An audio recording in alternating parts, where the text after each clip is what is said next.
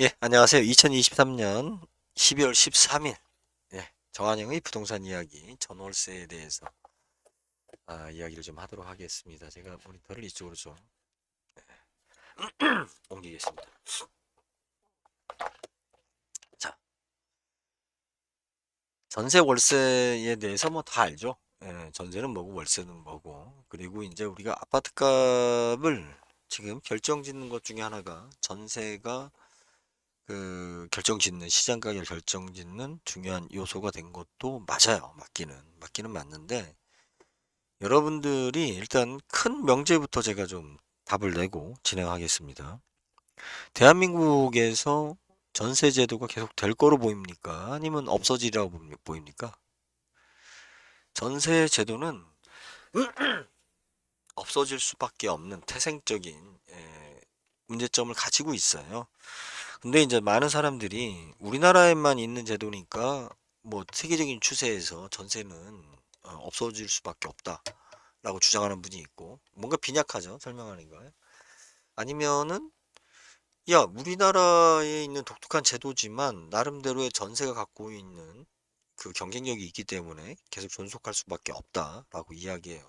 자, 이 일단 이 양쪽 의견 중에서 전세 제도는 없어질 수밖에 없는 제도입니다.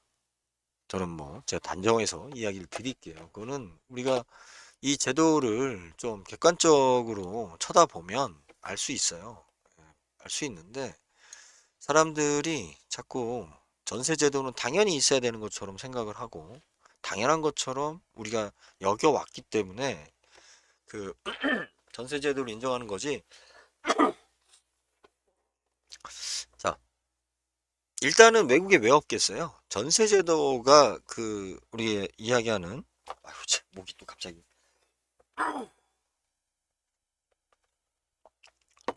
어떠한 그 부동산 제도로서 아니면 금융 제도로의 어떠한 대체로서 사회 제도로서 선진 시스템이다 그러면 전세 제도가 외국에 생길 거 아니에요. 그죠? 걔네들은 그렇잖아요. 우리나라 게 더 좋은 제도면 이렇게 목이 가지. 아 이건 담배가 아니에요. 담배가.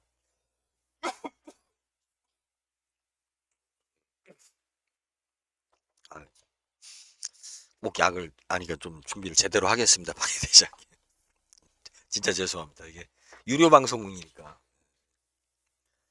아 전세 제도가 다른 나라로 확대되지 않는 이유는 예, 뭐겠어요? 다른 나라에서 필요가 없기 때문이에요. 인식 자체가 우리나라에서만 필요했기 때문에 전세 제도가 있는 거죠. 뭐 고대에 어떻고 저쩌고 다 떠나서 현대의 이제 글로벌 시대잖아요. 그죠? 다 국가마다 비슷하고 다 나오는데 여러분들이 전세 제도에 대해서 우리가 먼저 좀 알아야 될 게 뭐냐면 전세 전환율이라는 게 있어요. 월세 전월세 전환율. 우리가 이제 그 이게 주택임대차보호법 때문에 생긴 건데 전세 전환율이 이게 계속 바뀌어요. 그죠? 예. 이게 해마다 그 금리 기준으로 해서 그 있던데 제가 그것까지는 지금 기억이 안 나요. 하여튼 전세 전환율이 계속 바뀌어요. 이 금리가 올랐냐 내렸냐 뭐 이제 이걸 기준으로 해서 그래서 예전에는 10대 1이었어요. 10대 1. 10대 1 그러니까 10%였죠. 10%. 전세로 1,000만 원을 낼래요? 아니면은 월세로 100만 원을 낼래요? 1년에. 예. 그러면은 뭐 한 8만 얼마 정도 되겠죠? 예. 그런데 그것도 귀찮으니까 그 아예 12% 예, 12%로 계산해서 그죠? 두 달 까고 뭐 두 달은 뭐 방학이다 생각하고 이게 통상적으로 우리가 금리 계산할 때 그 버릇이 뭐냐면 12개월이잖아요. 그죠? 12개월인데 10개월로 계산해요. 예, 계산 나누기 쉽게. 그러면서 이제 한 20% 정도 얘가 지금 담배가 아니에요. 지금 약간 목감기 기운이 조금 있는 것 같아요. 담배 아닙니다. 예, 그래서 보통 10% 단위로 많이 계산해요. 10%로. 그러니까 이런 식인 거지. 전세가 1,000만 원이야. 예, 예전에 전세가 1,000만 원이면 월 10% 계산하면 우리가 한 8만 얼마 계산해야 되잖아요. 그죠? 8만 원 계산하면 9만 96만 원 나오니까 뭐 8만 5천 원 정도 이렇게 계산해야지 맞죠? 10%면. 그런데 우리 아줌마들 화법으로 옛날 예, 1,000만 원이니까 10% 계산해서 그 10이 나누면 계산이 좀 소수점이 나오잖아요. 그죠? 그러니까는 계산하는 사람이 편하게끔 계산을 하는 거예요. 그러면 월 1,000만 원이 연 전세로 1,000만 원이고 월 10만 원이에요. 그러면 10만 원이니까 12달이니까 120만 원이잖아. 근데 그렇게 계산 안 해요. 막 그렇게 사람이 박하게 계산 복잡하게 1,000만 원이니까 월 10만 원. 예. 그럼 대충 그냥 뭐 예. 10%구나. 12% 그냥 버림해서 그게 예전에 전세 월세 기준이었어요. 그럼 10%라면 와 전세로 있지 뭐하러 월세로 있어 이랬을 거 아니에요 여러분들이. IMF 전에 1,000만 원을 빌린다라는 것은 12%에 빌려주질 않아. 알았어요? 빌려주질 않아요. 빌려주질 않고 그래서 월세로 있었던 거예요. 돈을 빌려주지 않으니까. 전세가 내가 월세로 낼 바에는 전세로 주면 얼마나 좋지만 빌려주지 않아요. 1,000만 원이 단순히 화폐의 짜장면 값이 10배가 비싼 문제가 아니고 예. 사람들이 이것까지만 생각해요. 짜장면이 그때 우리 돈 가치로 10배나 비쌌다? 그러면 지금 현재 짜장면이 10,000원인데 옛날에 1,000원이었다? 그럼 10배 뛰지 않았냐? 그게 아니에요. 지금은 10,000원짜리 짜장면을 수시로 먹을 수 있잖아. 예? 그때는 1,000원짜리 짜장면을 수시로 못 먹었다니까? 돈이 더 귀했으니까. 화폐 단위 가치도 있지만 이중적으로 생각을 해야 돼요. 그런데 우리가 이제 이자가 낮아지면서 전월세 전환율이 이렇게 이제 지금 떨어졌단 말이에요. 지금 4.5%밖에 안 돼요. 그죠? 그럼 1,000만 원이면 4만 원이야, 4만 원. 한 달에. 그러면 맞잖아요. 그러면 4.8이니까 4만 원이 좀 안 되는 거죠. 그럼 부가치세 띄워주면 돼. 그죠? 부가치세 포함을 해서 4.5%에 4.5%. 자, 여러분이 1,000만 원에 전세로 살 거예요? 4만 5천 원에 월세로 살 거예요? 야, 내가 지금 1,000만 원 목돈이 없어. 그러면 아이씨 4만 5천 원이니까 뭐 하루 일 나가도 뭐 10만 원 이상은 받으니까 월세로 살지 뭐 이렇게 할 수도 있는 거잖아요. 자, 이게 왜 지금 전세가 집값에 영향을 주고 전세가 어쩌고 막 이런 것들이 왜 나오게 됐냐면요. 원인이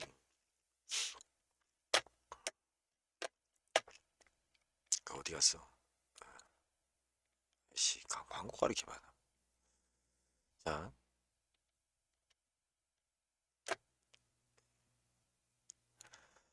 전세가 생긴 이유가 뭐예요? 주택을 구입할 때 금융기관의 도움을 받기 어려웠습니다. 당시에는 주택을 구입하면 그것은 곧 주택을 지을 의미로 받아들여졌습니다.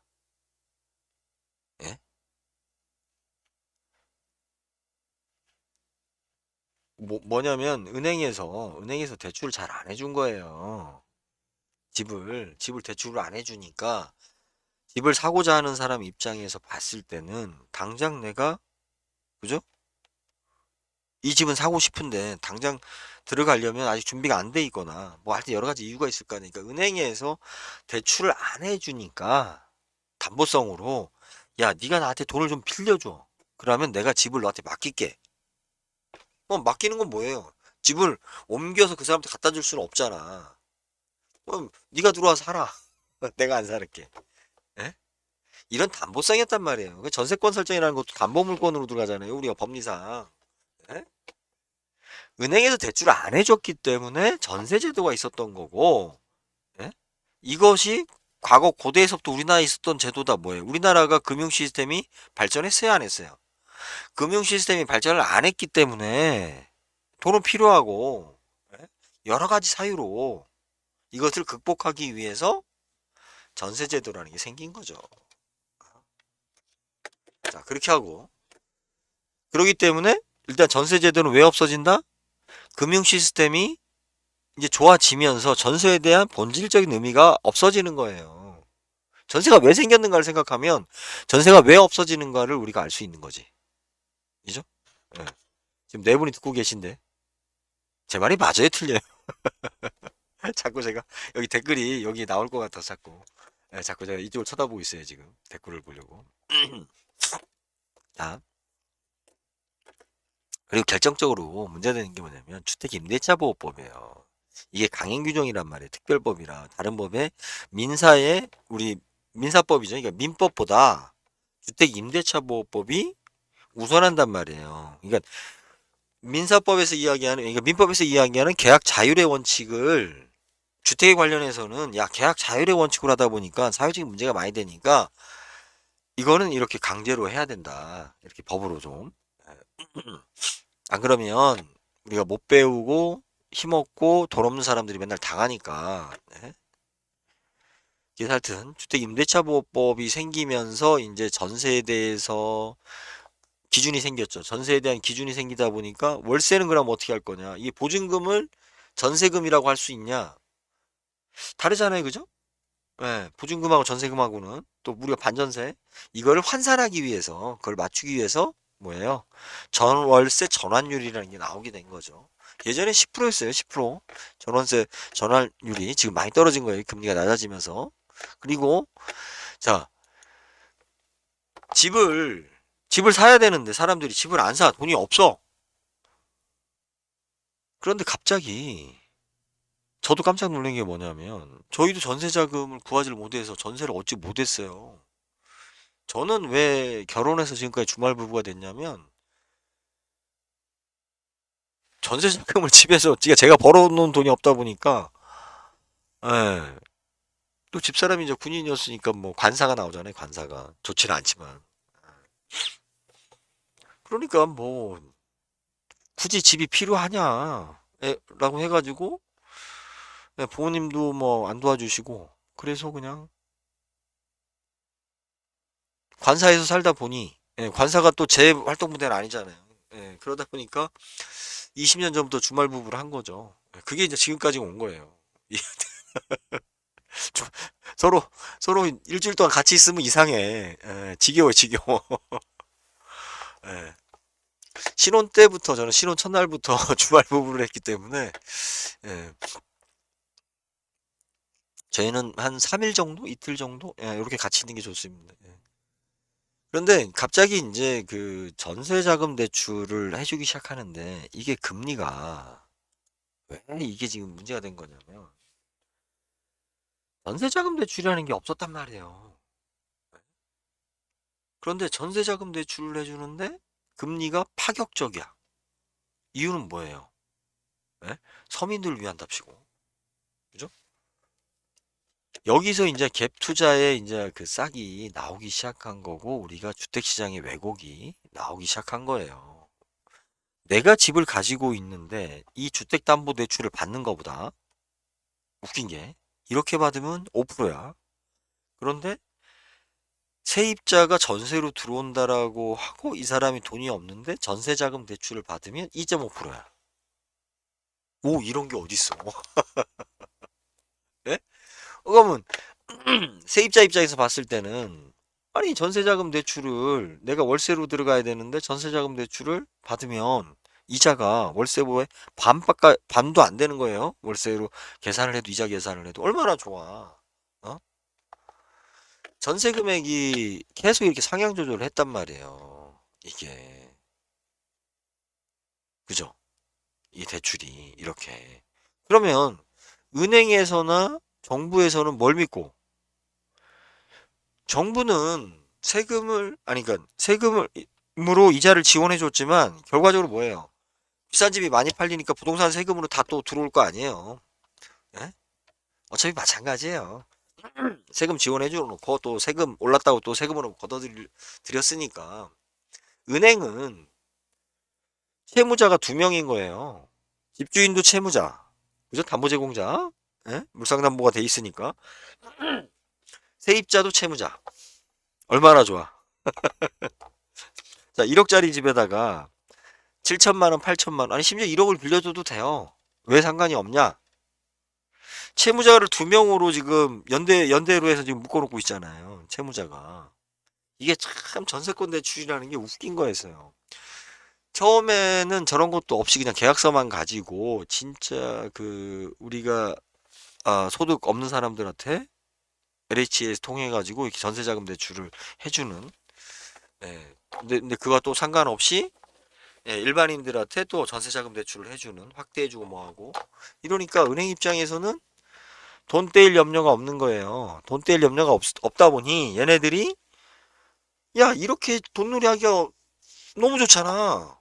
예?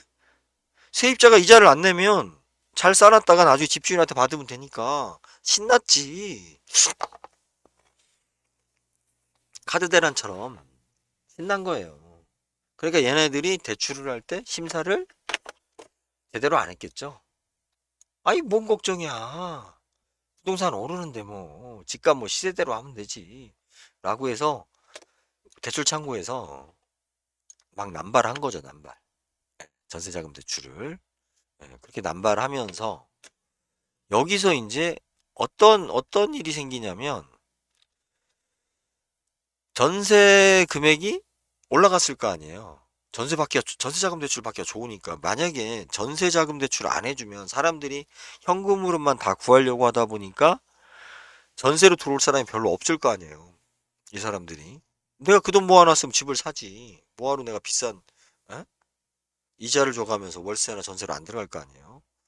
그런데 어찌됐든 정책적으로는 성공을 했어요. 많은 집이 공급되게끔 만들었고 집을 팔릴 수 있는 이유가 여기서 만들어졌죠.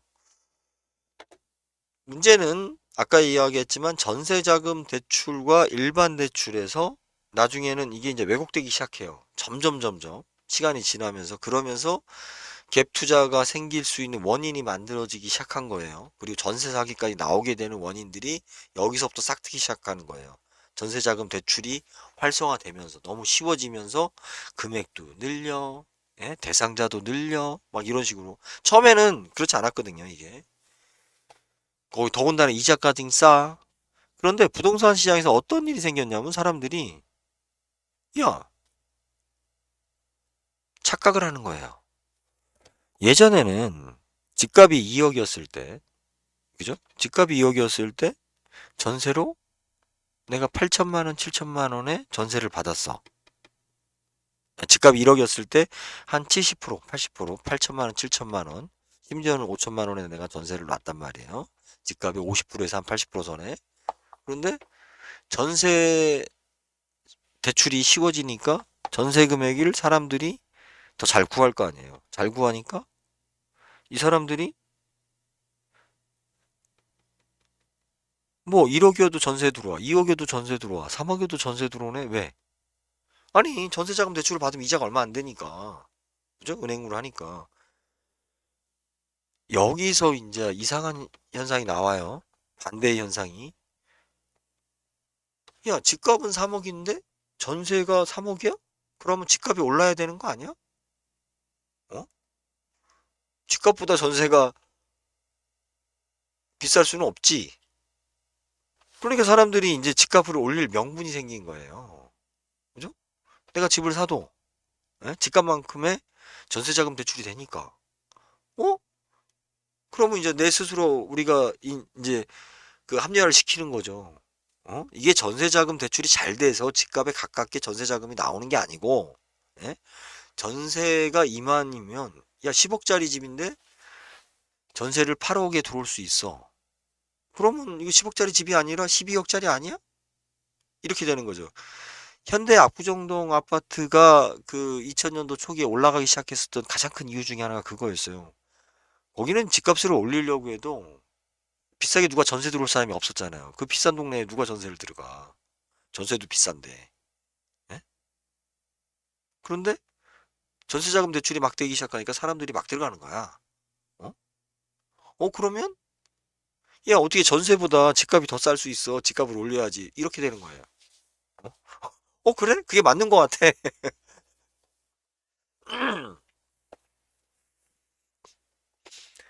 인간이 갖고 있는 하여튼 이 비합리성. 예, 그것이 또 어떻게 보면 사람의 특징이죠.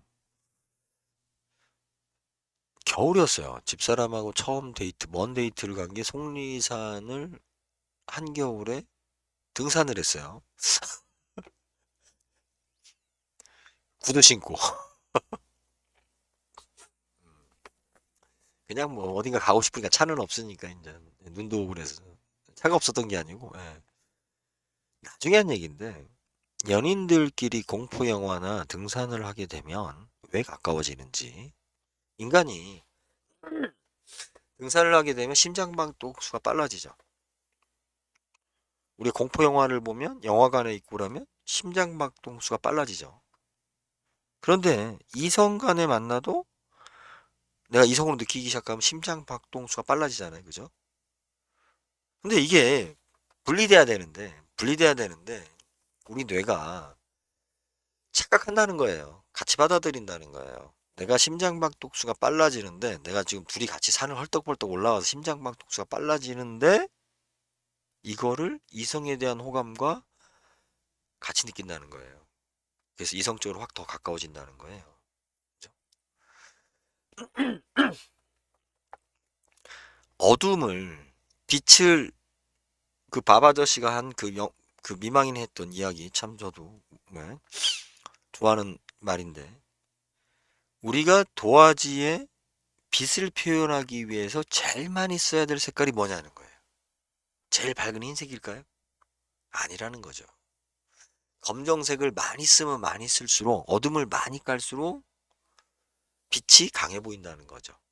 이게 상대적으로 전세와 우리 매매가에서 왜 집값을 올리고 우리가 거기서 착시가 오고 그 어떠한 그 뭐야 뭔가가 공백이 생긴 이유가 뭐냐면 갑자기 전세 대출이라는 형태로 금리가 주택담보대출도 금리가 쌌는데 이거보다 더 싼 전세자금 대출이라는 게 나오기 시작하면서 예?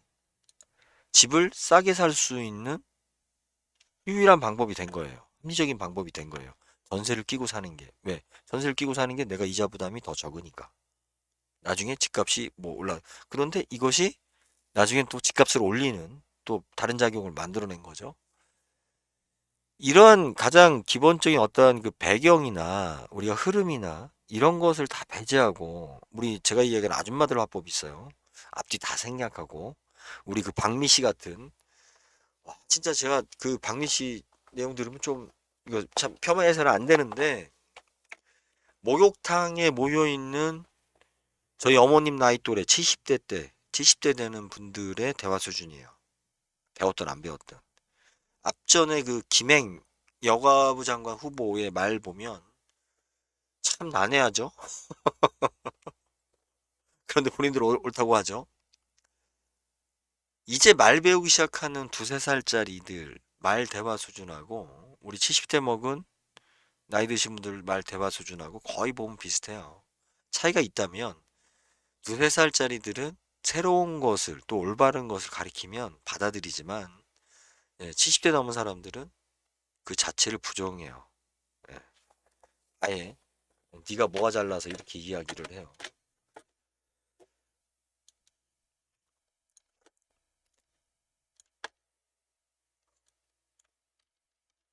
그런데 이제 실질적으로 시장에서는 그분들의 말이 더 잘 먹혀요. 이게 합리적으로 이런 얘기 해봤자 지금 현재 도장 갖고 있는 사람들은 이해가 안 되니까 자기가 생각하고 자기가 믿고 있는 것이 전부인 거예요. 그래서 집값에 대한 전세에 대해서 일단은 제가 지금 뭐 대략적인 이야기를 했습니다. 이게 구조적으로 왜 우리나라에서 전세 제도가 주택 가격이 안정화되면서 없어져야 될 그리고 금융 시스템이 정상화되면서 없어져야 될 상황에 왜 전세 제도가 갑자기 확 부활을 했느냐, 더 크게 부활을 했느냐? 바로 임대차 보호법과 전세 자금 대출에 대한 활성화예요. 이게 웃긴 거잖아요. 그냥 월세를 지원해 주던지. 어? 이상한 논리가 된 거예요. 여기서부터. 금리가 분명히 달랐기 때문에. 그러니까 갭 투자한 사람들을 투기했다라고 말할 수 없는 거예요. 사실은 보면. 왜 전세로 들여서 내가 집을 사요? 그냥 집을 사서 대출을 받으면 내 대출 한도에 걸려요. 내 DSR, LTV, 예? 다 걸리잖아요. 자체가. 그런데 전세 자금을 받을 때는 DSR에 안 걸린단 말이에요. 총 부채 상환율에. 지금 그거에 대해서 뭐 법적으로 또 뭐 받고 있다고 하는데 그 앞뒤 안 맞는 얘기. 왜? 야, 이거는 보증금에 집주인이 갚을 돈이지. 세입자 이름으로 돈을 빌렸지만 세입자도 연대로서 갚을 의무가 있는 거예요. 자꾸 사람들이 이걸 잊어버리는데 연대로서 갚을 의무가 있지만 지금 반환을 해야 될 사람 누구예요? 집주인이란 말이에요. 그럼 집주인이 DSR 적용해야지. LTV나. 근데 집주인은 내가 상환 의무는 집주인이 있지만 야 내가 빌리는 것도 아닌데 씨 왜 내가 야 그럼 현금 갖고 와. 대출 받지 말고. 어차피 전세로 내가 해줄게. 뭔가 이상하죠 지금. 예? 과도기적으로 지금 생긴 문제예요. 이게 우리나라 집값이 우리나라의 성장과 맞춰서 대한민국이 지금 급성장했잖아요. 20년 동안. 20년 동안 급성장하는 동안의 경제 규모에 맞춰서 집값이 오르는 속에 금융 시스템이 제대로 사회적으로 안정이 안 된 상태에서 그 자리를 메운 게 뭐예요? 전세제도가 된 거지. 이해가 됐어요? 예. 이걸 갖다가 뭐 어쩌고 하는데 예. 전세제도를 서민금융지원이랍시고 자꾸 정부에서 지금 붙들고 있어서 그런 거예요. 예, 붙들고 있어서 그런 건데 어차피 이제 그 임대시장 자체가 대기업 위주로 이제 재편이 되면서 전세 금액은 그냥 보증금 금액 정도로 예, 나오는 게 맞아요. 예, 그렇게 가야 되고 그래야만이 이게 왜 전세가 월세로 바뀌어야 되냐면 어, 우리가 금융 비용이 낮아지고 이 임대 시장이 규모화되면 어차피 이제 월세가 올라가냐 내려가냐의 문제인데 그거는 마찬가지예요. 전세가 올라가냐 내려가냐의 문제니까 월세로 되어야만이 사람들이 자유롭게 이사를 할 수가 있는 거예요. 이사 가서 지금은 무조건 2년 4년 살아야 돼. 무조건 2년 살아야 돼요. 이게 서로 힘든 거라 서로 집주인도 힘들고 세입자도 힘들고 내가 신혼부부라고 들어가 살았는데 아이씨 2달 만에 이혼했어. 그럼 방 빼야 될 거 아니에요. 그럼 나 따로 알아서 세입자를 들이래. 나는 이 동네 이사 온 지도 얼마 안 되는데. 어? 아니 집주인이 세입자 들이면 얼마나 좋아요. 내가 약간의 그 저기 위약금만 내고 활성화를 원활하게 하기 위해서는 자 월세가 돼야 되는 겁니다.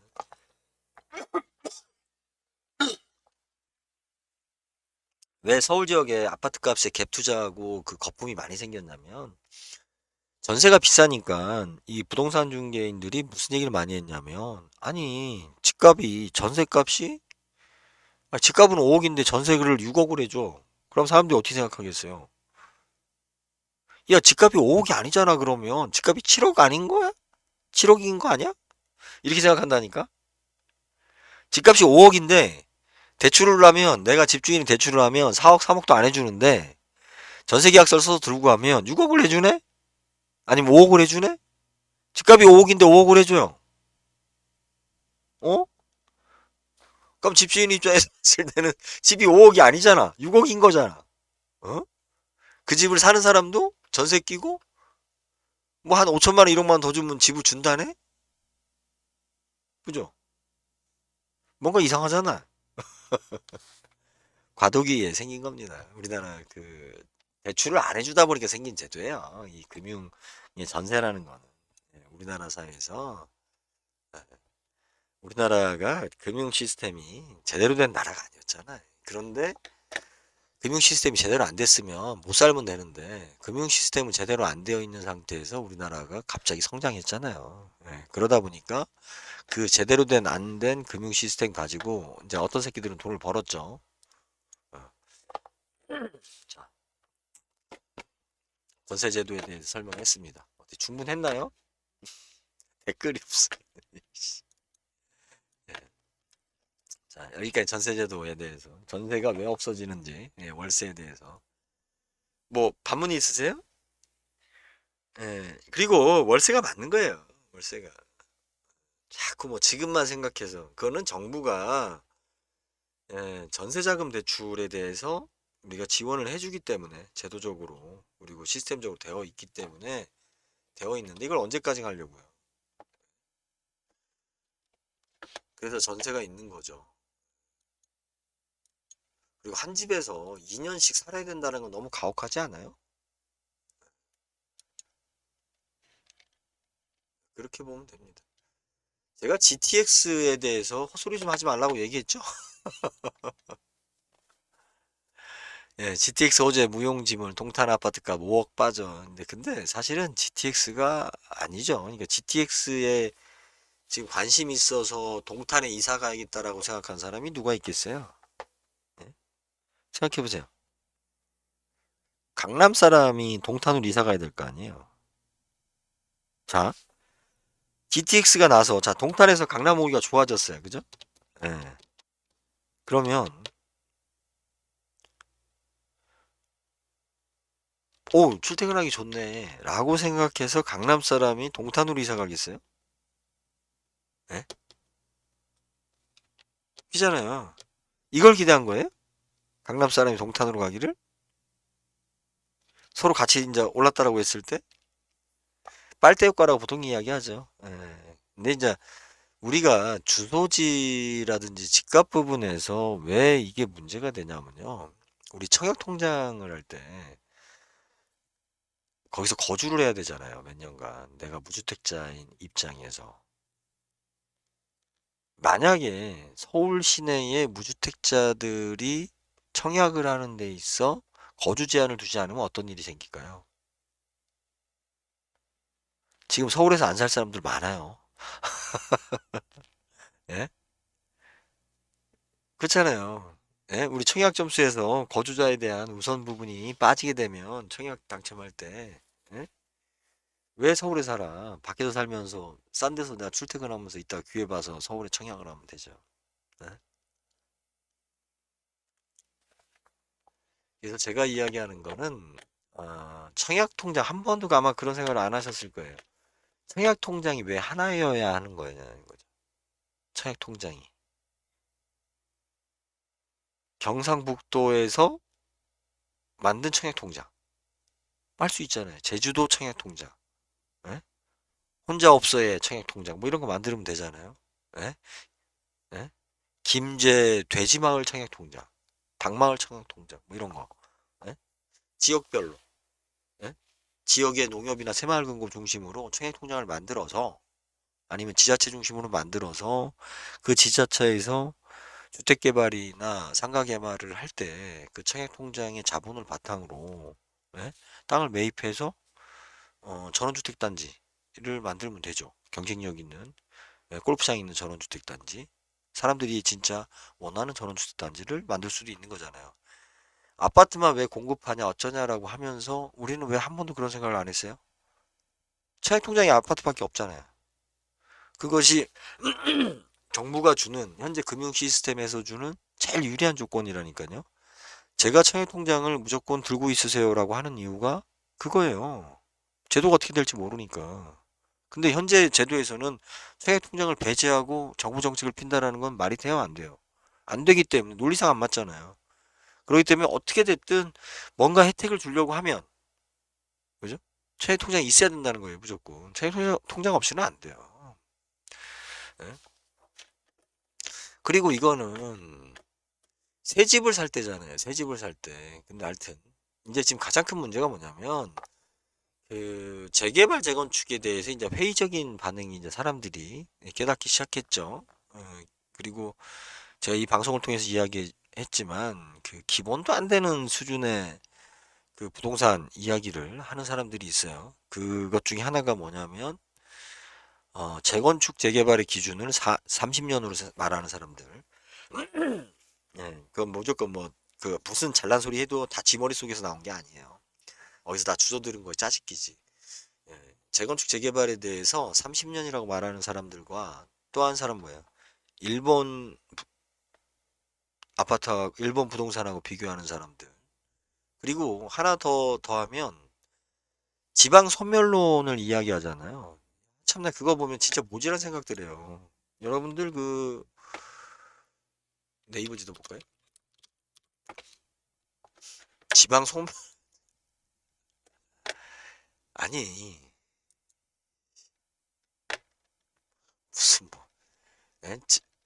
그거 지방 소멸론에 만약에 여러분이 뭔가 빠져 있다 저거 한다 그러면 얼마나 여러분들이 그죠? 아 낮은지 자 보세요.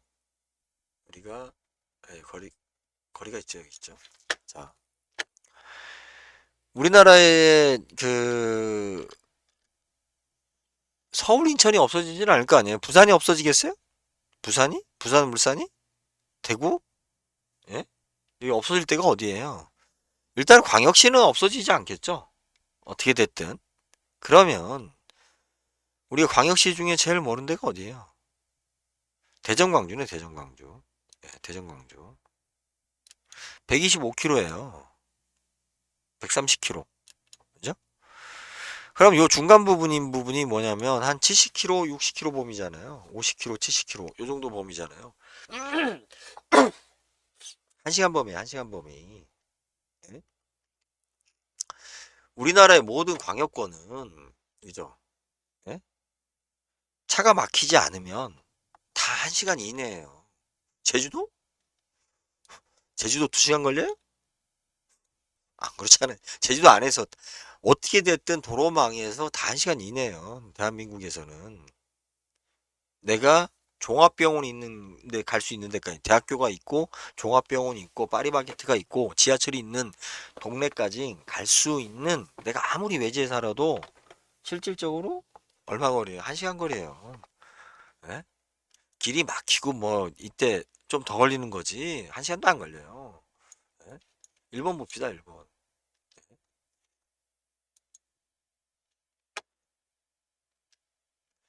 얘네들은 우리보다 산이 더 높아요. 이게 이 산 자체가 이 거리 자체가 어?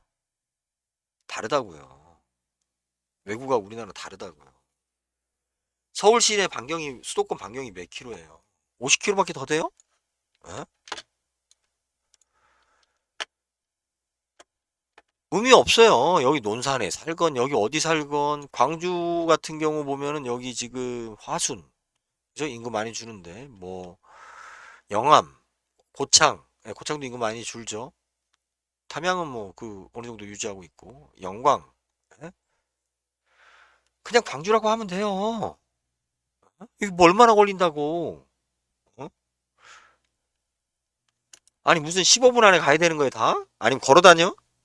옛날엔 걸어 다녔죠. 예? 지금 누가 걸어 다녀? 씨. 예? 진짜 자전거 타고 아니면 오토바이 저 이제 오토바이 좋아하니까 오토바이 타고 돌아다녀 봐요. 얼마나 좁은지. 예? 다 동네가 다 거기서 붙어 있지. 어디가 소멸된다는 거예요? 어디가? 어? 예? 영동도 인구 많이 줄고 있어요. 영동도. 예? 여기 영동도. 근데 뭐 김천이야 뭐 좀 작은 도시가 영도에서 대전 오는데 얼마 걸린다고요? 어? 여기 출퇴근하는 거리에 출퇴근 그냥 그냥 대전권 하면 돼. 자기네들 군청이 없어지고 면소재지가 없어진다고 해서 지방 소멸이에요?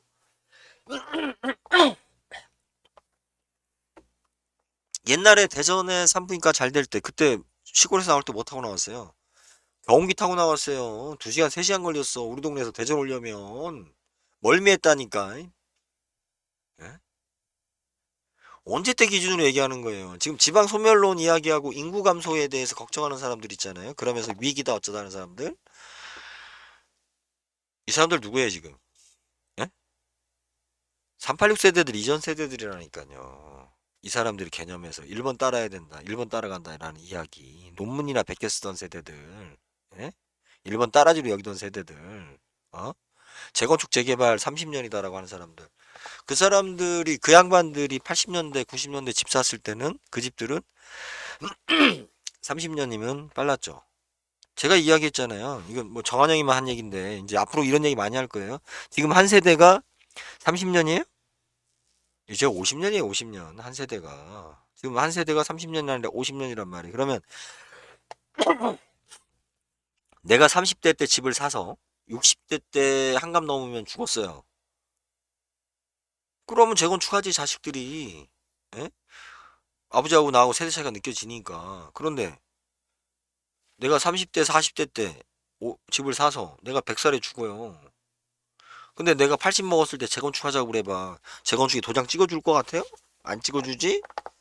나 살기 편한데? 내가 살면 얼마나 살겠다고? 예? 주변에서 못 느껴요? 부모님들이나 주변 사람들 보면서? 어? 아이 좋은 집 생기고 돈 많이 생겨요. 아니 그건 나 죽은 다음에 하라고. 나 죽은 다음에 이라고 앉아있다니까 노인네들이. 그리고 진짜 우리를 그 그루밍 가스라이팅 시킨 게 뭐예요? 유럽은 아파트가 없는 사람들의 집이다. 유럽은 집이 100년 동안 간다. 이게 요즘 이제 그 얘기에 대해서 반박하는 사람들이 좀 나오더라고요. 제가 10년 전에 책을 써놨잖아요. 10년 전에 한 얘기잖아. 다. 요즘 들어와서 씨, 네, 참. 내 증거가 있으니까 예, 남들 얘기 안 할 땐 절대로 대한민국은 일본하고 같은 부동산 시장으로 안 간다. 제가 10년 전에 써놓은 책에 있었던 내용이잖아요. 그런 개소리 하지 마라. 예? 대한민국의 경쟁력이 뭐냐? 한글이다. 예? 10년 전에 한글이 우리의 세계화의 최고의 경쟁력이다라고 떠드는 사람이 몇 명이나 있었어요. 제가 최초는 아니죠. 예.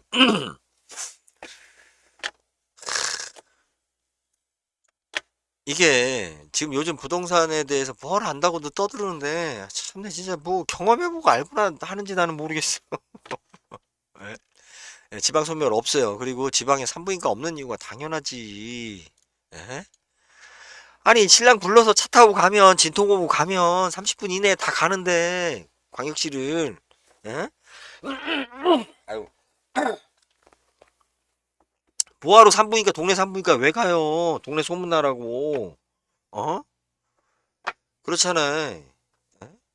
산부인과 또 특히 여자분들한테는 더 민감한데. 어? 산부인과 없어 지방에 없는 게 당연해요. 지방에 병원이 없는 게 당연하다고요. 그냥 요양시설이나 있고, 지방에 골프장 생기고 맞는 거예요, 다. 우리가 광역도시급으로 봤을 때 대한민국은 광역도시에서 제외되는 지역이 거의 없어요. 여기 좀 우리 경상도, 예, 꼴통들, 예? 여기 안동, 예천, 뭐 문경, 상주 그런데 여기도, 예? 여기도 대구에 몇 시간 걸려요, 이거? 예? 한 시간에 다 들어온다고. 여기도. 예? 예? 다 들어와요. 여기 안동하고 문경하고 요쪽만 조금. 예, 문경이 좀 그렇겠다. 예, 상주하고 요쪽이. 예, 요 가운데 단양 요쪽 섹터가 조금 그런데 요 태백산맥으로 이제 이렇게 예? 막혀서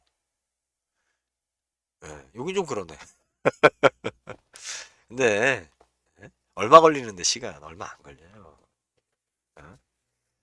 어? 지방 소멸이라고 뭐 난리를 했었고 뭐 동네가 없어지고 왜 본인들이 초등학교 다니고 본인들이 젊었을 때 그 시골에 인구가 그렇게 많다가 없어지니까 그리고 시골에 부모님들 받은 땅값이 올라갈 줄 알았다가 지금 뭐 농사 짓는 사람도 없다고 하니까 에? 그런 향수에 빠져서 지방 소멸론 이야기하는 거지. 뭔 지방이 있어 지금? 에?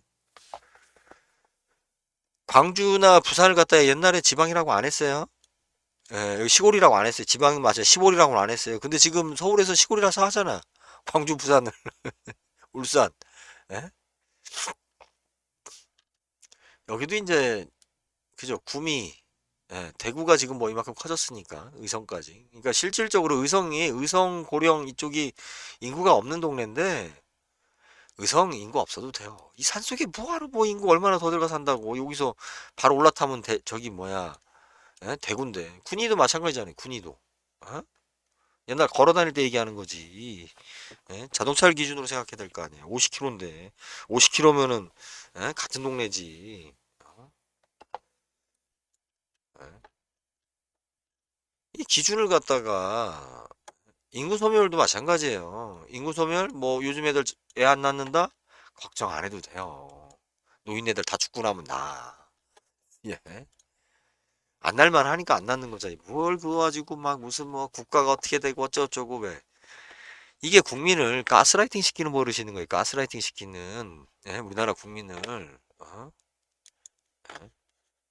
그런 거에 휘말리면 대구짝 나는 거예요. 제가 왜 대구를 욕하는데 대구 분들은 아셔야 돼요. 대구가 광역시 중에 제일 못 산다는 거를. 대구가 음식값이 제일 싸요. 대구 숙박비라든지 서민들 먹고 사는 건 제일 싸요. 대구가. 왜 싸요? 그 싼 걸 바탕으로 있는 놈들이 빼먹으니까. 어? 대구에 돈 많은 사람도 많지만 돈 없는 사람이 더 많은 동네가 대구예요. 그런데 본인들이 야 그래도 씨 우리 대구가 이렇게 잘 나가. 매진차가 대구에 뭐 이런 비싼 아파트가 있고 뭐가 떠들어대는 거죠. 어? 자기들이 노예라는 생각을 못하고 보수의 뭐 그게 보수의 그게 그런 줄 알아야지. 그러면서 어디 가서 하여튼 홈은 또 겁나 잡아요 또. 그러니까 자꾸 뭐냐면 인지 부조화가 생기는 거예요. 인지 부조화가 이 경상도 사람들이 지금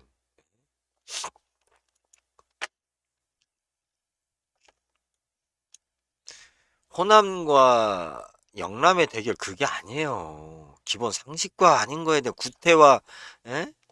새로운 세대의 대결이죠. 이게 어떻게 저거라고 할 수 있어요. 자, 전세 월세 다시 정리하고 이야기 끝내겠습니다. 아유, 46분.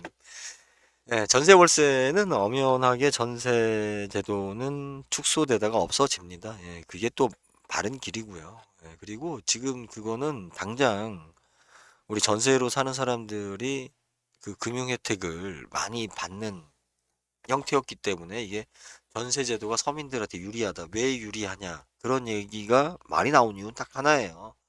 전세자금 대출을 싸게 해주잖아요. 예, 기존 부동산 대출보다 더. 그 이유는 세입자도 의무가 있는 거예요. 이게. 그죠?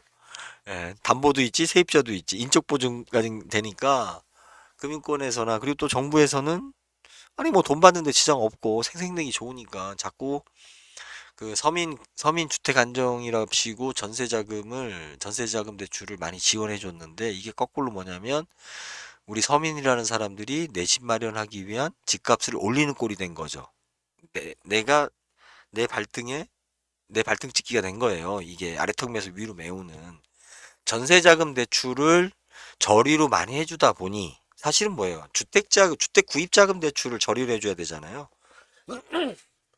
근데 전세자금 대출을 많이 해주다 보니 어떤 일이 생긴 거예요? 오히려 집값이 더 올라가는. 그래서 집값이 더 올라가니까 사업성이 있다라고 해서 분양값이 더 올라가는. 땅값이 더 올라가는. 자, 전세자금 대출 지원을 만약에 없애버려 봐요. 어떤 일이 생기나. 와, 그 월세 얼마나 힘들어, 감당하기 어려워, 라고 하겠죠. 그렇지만, 그럴수록 뭐예요? 사람들이. 아니, 월세도 비싸니까, 목돈도 마련하기 힘드니까, 내 집 마련하는데 더 적극적이겠죠. 그럼 집값이 더 오르냐? 그건 아니에요. 이게. 내 집을 마련하는데 금융 지원을 더 많이 했어야 되는데, 우리나라는 뭐예요? 전세를 마련하는데 금융 지원을 많이 해준 거예요. 그러니 집값이 올라간 거지. 예? 이게 얼마나 웃기냐면 여러분들 그 예를 들어서 육아 요즘 이제 제도가 바뀌었지만 육아 보육 수당을 갖다가 할머니 할아버지가 아이를 보면 예? 육아 보육 수당을 지금 바뀌고 있지만 할머니 할아버지한테 줘야 될 거 아니에요. 아이 낳아서 애 잘 돌보라고 돈을 줘야 될 거 아니에요. 근데 이거를 어떻게 줬어요? 집에서 아이를 보는 사람에게는 돈을 안 주고 어린이 뭐예요? 그 보호소에다가 뭐라 그래야 돼요? 보육시설에 어린이 보육시설에다가 돈을 지원해 줬잖아요. 이게 응? 그러니 어떤 일이 생겨? 어린이집만 잘 되는 거잖아요. 어린이집만 지- 내가 돈 가지고 아이를 맡기라고 하면 아니 그 돈 가지고 내가 아이 맡기느니 내가 그냥 보지. 내가 직장 안 나가고 그런데 내가 보면 돈을 안 줘. 그러니까 어린이 보육시설에 맡길 수밖에 없고 어린이 보육시설은 그러니 아이들이 많이 들어오니까 장사가 더 잘 된 거 아니에요. 전세 자금에 대해서 저리로 이자를 지원해 주다 보니까 어떻게 됐어요? 결국은 나중에 집을 사야 되는데 집값이 올라가는 거야. 어? 예? 관세 하여튼 이거 설명을 좀 잘해야 되는데. 예, 전세제도는 없어져야 됩니다. 없어져야 되고 예, 거래가 많이 될 수 있게 해야 되고요. 예, 집에 대한 세금에 대한 그 페널티를 없애야만이 실질적으로 우리 일반인들이 집을 살 수 있는 기회가 많아지는 거예요. 갭 투자했다고 해서 투기를 잡는다고 세금이 이렇게 많이 부과되는데 세금이 이렇게 많이 부과되면 어떻게 돼요? 비쌀 수밖에 없는 거예요. 예? 우리 예전에 특별 소비세 있었잖아요. 기억나세요? 특별 소비세? 나이 드신 분들은 기억나실 거예요. 오디오 사면 뒤에 인지 붙였잖아요. 특별 소비세, 카메라, TV. 예? 옛날에 30년 전, 50, 40년 전보다 지금이 TV가 더 싸요. 그거 아시죠? 네, 40년 전보다 지금 TV가 더 싸요. 그때는 세금에 할증이 붙었어요. 돈 있는 사람들만 TV 산다고 TV에다가 세금을 더 붙였죠. 그랬더니 일반인들이 세금을 더 내고 사는 꼴이 됐잖아요. 돈 있는 사람들이 갭 투기하는 사람들이 집을 산다고 지금 징벌적인 세금을 때리고 있잖아요. 예? 그랬더니 그 세금에 대한 부담이 누구한테 와요? 우리 일반 국민한테 오는 거잖아요. 합리적으로 가야죠. 그리고 부동산이 공급되는 거에 대한 투명성이 중요한 거예요. 그래서 제가 부동산 유통혁명론을 이야기하는 거고, 이제 앞으로 이제 그걸 설명해 나갈 겁니다. 일단 여기까지 갈게요. 아, 이게 길게 얘기하려고 했던 게 아니었는데, 우리 저기, 시청자가 많아지니까 제가 갑자기 5명밖에 안 들어왔는데도 흥이 나서. 여기까지 하겠습니다. 감사합니다.